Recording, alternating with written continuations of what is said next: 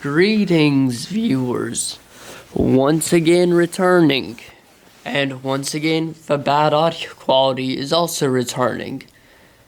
I promising you, I am really looking into improving audio quality, but we gotta work with what we have. Currently, I'm just managing to use what I have available to me. But, it is time for the next episode of a series since I've been taking so long. Time for explaining the entirety of Murder Drone's lore, episode 4. I'm a little sick right now, and you can probably hear it, but I really don't care. It has been taking too long for me to start this, and if I don't finish it now, I probably won't finish it before my break on summer. So, anyway, to start it off, Murder Drones episode 4 starts with Uzi and her class going on a bit of a field trip from the colony in a weird sentient bus, which usually I would find to be a lot bigger of a thing to discuss, but at the same time, the literal doors that the colony uses are canonically sentient and actually have their own dialogue, though it's not verbal and is just text. So, really not anything too special for that reason. There could be some big lore reason for why everything in the entire series is for some reason sentient, such as those doors, but let's be real, I cannot just spend the entire video talking about why those random things are sentient. So, I'll be moving on to the actual important stuff now. Throughout episode 4, it is rather... Wait, I'm really getting ahead of myself. Sorry about this. In episode 4, it opens with the colony going on a field trip to Camp 98.7, an area interestingly close to Cabin Fever Labs, where the worker drones tended to work.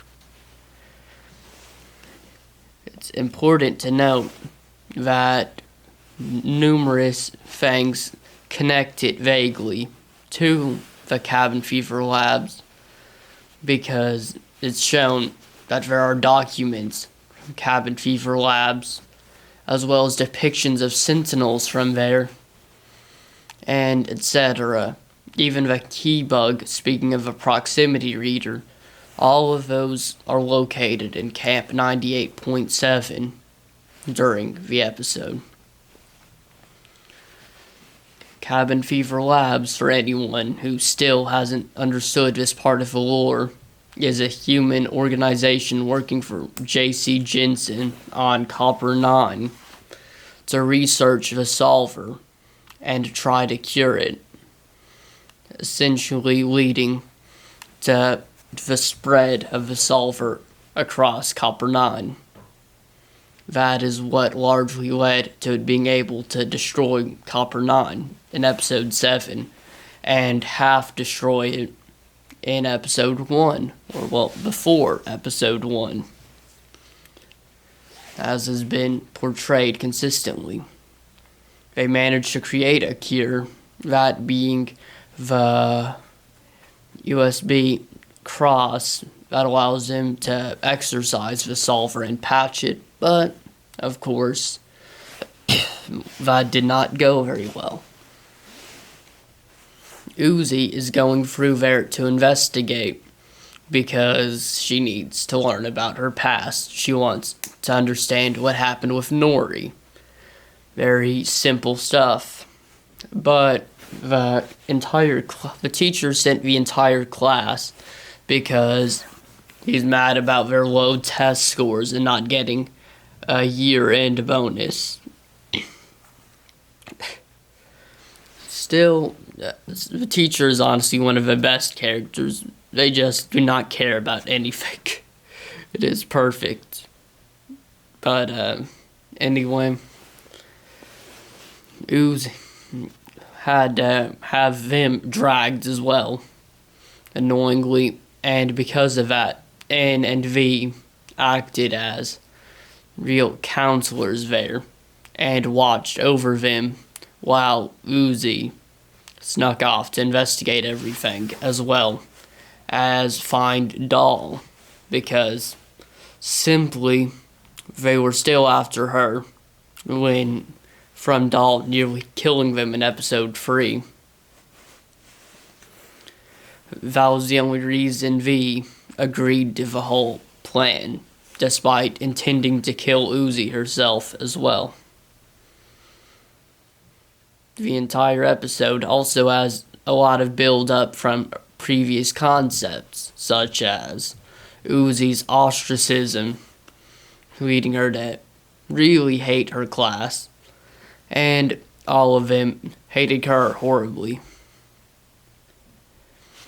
Throughout the episode, we can see Uzi get frustrated and somewhat jealous as her entire class ostracized her, and the disassembly drones, which were literally created to destroy all the worker drones and humans, to kill and eat all of them, who also happen to be in canon referred to as sky demons, happened to be more popular with her own class than she was. She did not like that.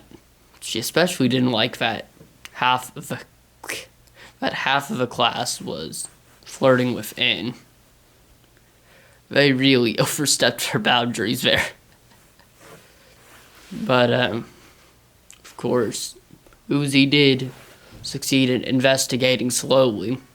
She saw the message of the drone S, who was simply marked for disassembly, as well as, of course, the key bug, which, of course, is literally the key to the proximity reader and elevator in Cabin Fever Labs, which is a big part of the story going forward. Uzi, however, was being spied on by Doll the entire time. Doll was secretly waiting and planning to steal the key bug before Uzi could actually understand what it's for. That's actually why she went to the Cabin Fever Labs. She wanted the key bug so that she could find the patch for the solver, while Doll never made good on her statement that she would help Uzi once she found what she was after. While she never made good on that, this is actually what she meant. She wanted to get the patch. In the end, though, as anyone could tell, she definitely chooses herself over anyone else in that matter. She wouldn't be against helping Uzi. She would definitely do it, but if it comes down to her or Uzi, which it really did, she definitely chooses her own benefit. Anyway, quite simply, their Doll managed to spy on her and disappear before Uzi noticed. However, we do see something interesting. In the background, in one scene, we can see the silhouette of a mysterious drone in the background.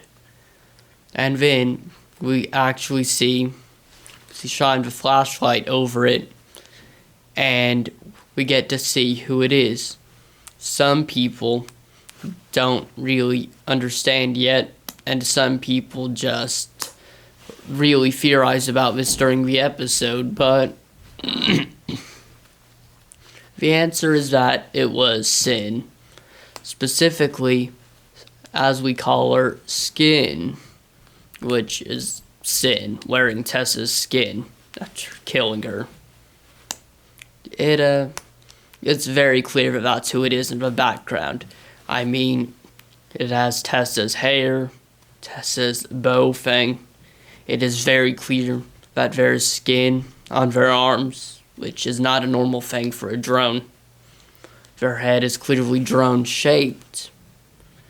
The clothes they're wearing happen to be the exact same clothes Sin was wearing when she jump-scared Doll, etc. There's even a scene where they emphasize the hand, which is notable because it was covered in skin, and they emphasize Tessa's hand the exact same way. Really, in hindsight, it shouldn't have even been a question whether something was off with Tessa. Really, I knew something was wrong with her, but I am admittedly surprised that they did actually go that route with having Tessa be Sin in episode 7. Foreshadowing is really good though, and I just really want to nail in how cool that was, given all the foreshadowing, such as Tessa's accent even changing, with her clearly being British in accent at the start, in the flashbacks from episode 5.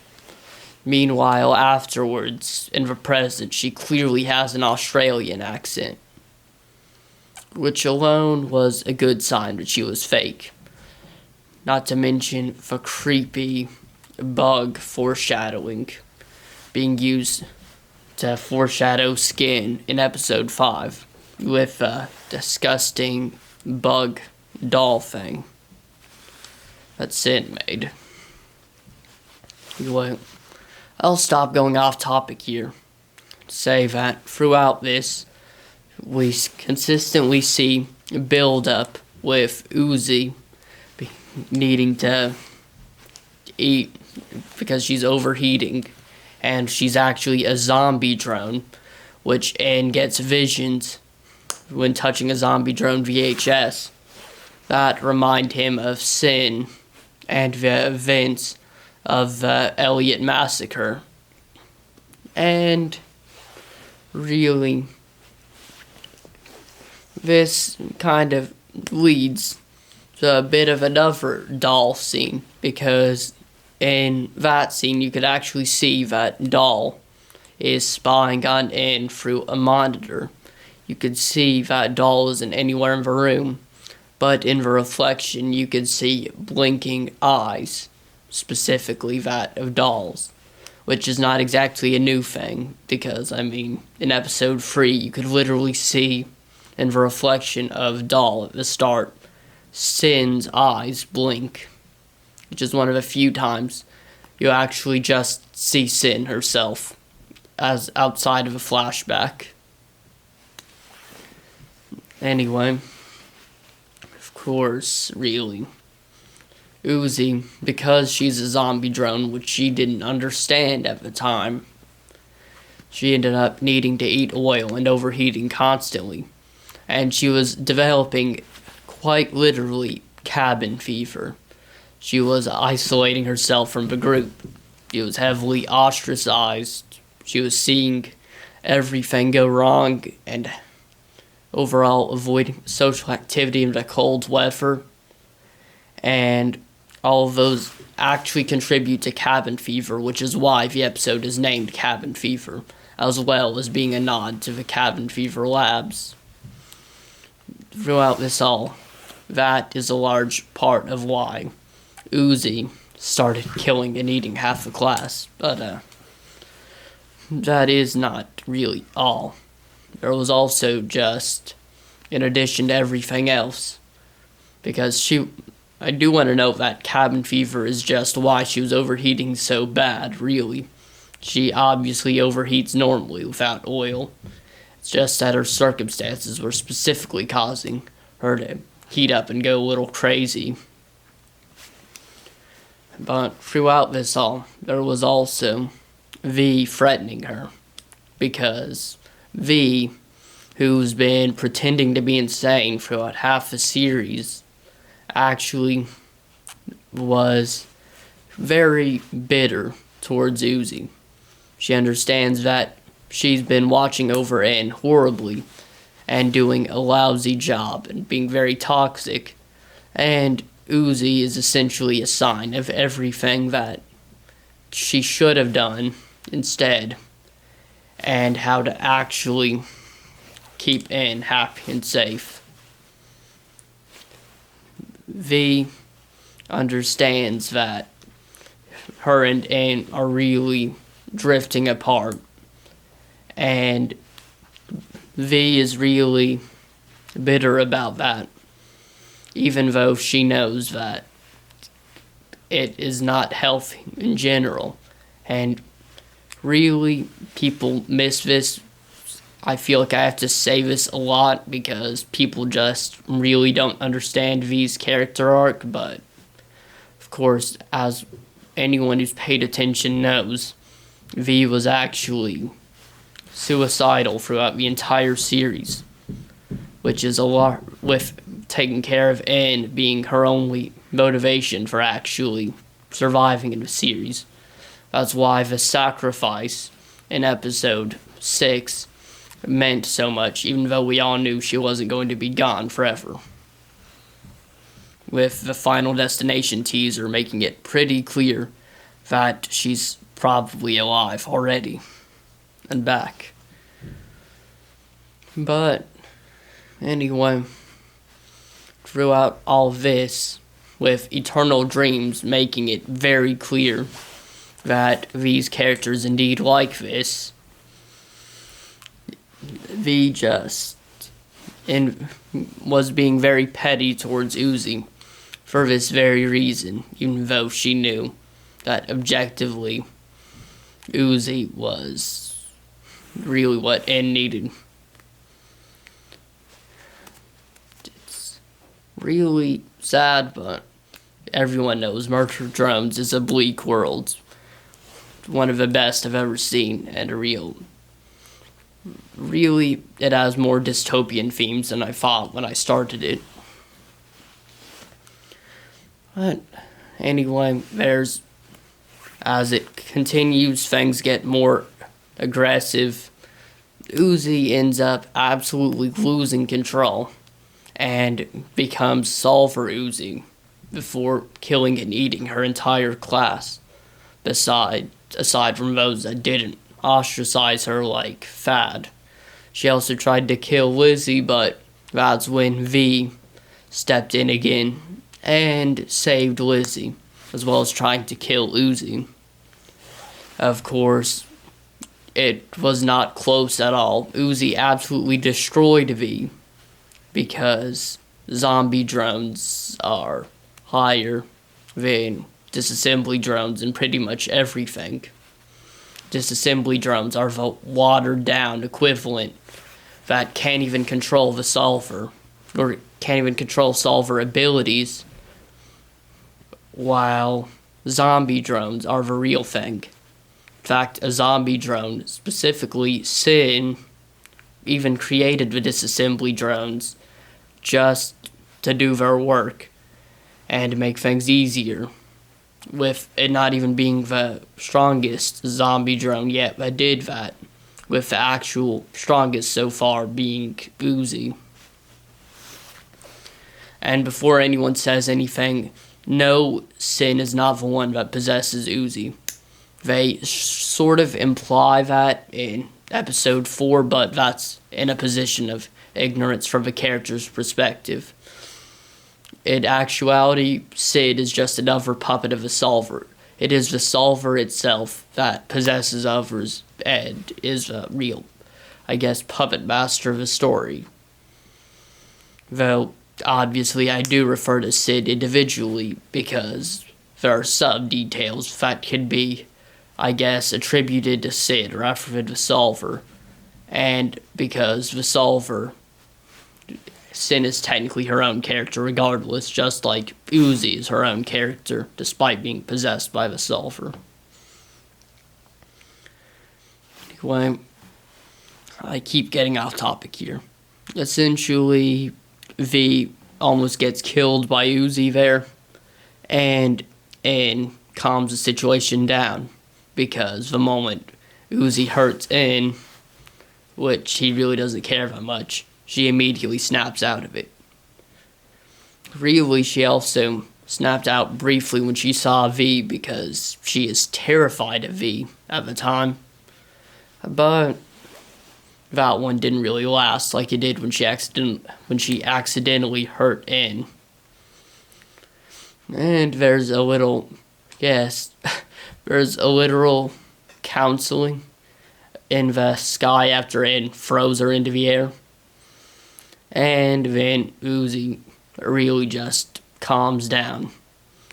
That's when they head home, and V decides to accept that things are better for In now, and that she should just not get involved after a long time of being absolutely horrible and petty, and even throwing her own insecurities at Uzi, such as the fact that In has made friends with rocks and could move on without her just fine. This marks V's, I guess, as much of a redemption and as much growth as she could really get realistically. She improved. We see that she genuinely cares about Lizzie a little as well. And there's just a very brief moment where you can see her accept that things are better now. Of course, she doesn't stop hiding the secrets of Sin and everything, but eventually In and Uzi find out anyway, so it's kind of pointless.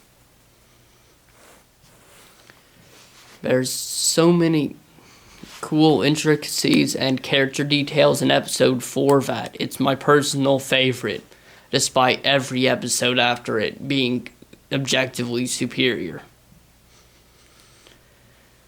There were some plot points that didn't really get realized fully, like the references and the teasers and the whole secret text in one of the teasers saying Mother makes fuel from bones, particularly associated with that episode, but whatever.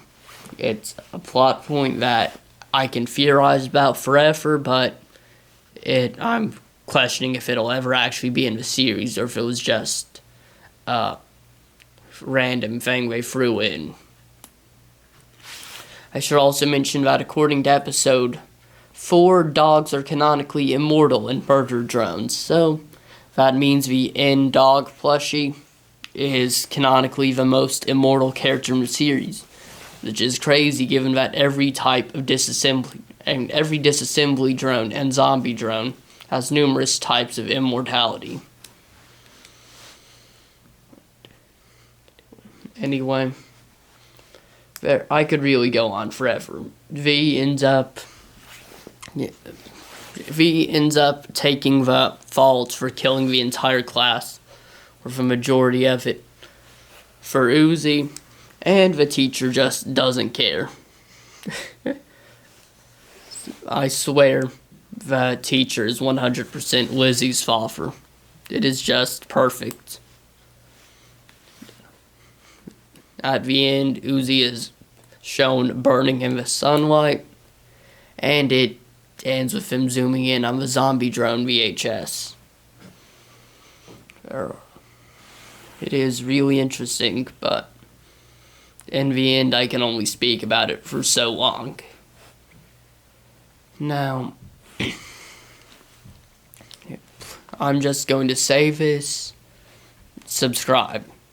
I am getting really close to 250 subscribers, which is my current goal, because it's half of 500, which is the official milestone for monetization And once I really get to 500, I can start worrying about actual watch hours, which really need to get high in order to get monetized.